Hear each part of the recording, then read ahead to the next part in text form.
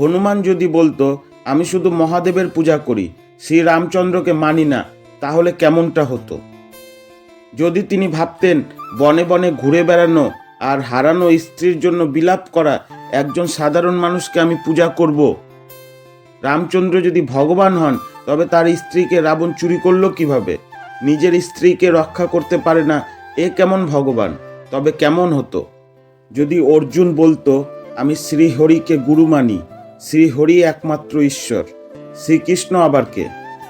যিনি প্রাণ ভয়ে কংসের কারাগারে নিজের মা বাবাকে ফেলে রেখে জন্মের পরেই পালিয়ে এসেছেন, যিনি কংসের ভয়ে এতদিন লুকিয়েছিলেন, তিনি আবার কেমন ঈশ্বর?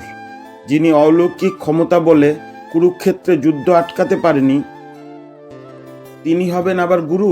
না না, আমি শ্রীহরি ছাড়া আর কাউকে পূজা করব না। তবে কেমন হতো? তারপর আবার স্বামী বিবেকানন্দ যদি শ্রী শ্রী রামকৃষ্ণদেবকে বলতেন আমি শ্রীরামচন্দ্রের ভক্ত, অন্য গুরুর দীক্ষা আমি নিতে পারবো না, তবে কেমন হতো? যদি উচ্চশিক্ষিত নরেন্দ্রনাথ ভাবতেন পড়াশোনা না জানা একজন গ্রাম্য সাধারণ মানুষ, যিনি হিমালয়ে গিয়ে তপস্যা করেননি, যার কোনো শাস্ত্রজ্ঞান নেই, তিনি হবেন আমার গুরু, তবে কি হতো? তবে হনুমান একটা সাধারণ বানরই থেকে যেত।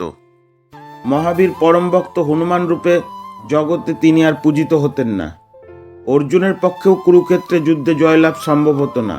আর নরেন্দ্রনাথ ও স্বামী বিবেকানন্দ হয়ে সারা বিশ্বে হিন্দু ধর্মের জয়ধ্বজা উড়াতে পারতেন না। অর্থাৎ বর্তমানকে অস্বীকার করে শুধু অতীতকে পূজা করে সাধনায় উন্নতি সম্ভব নয়।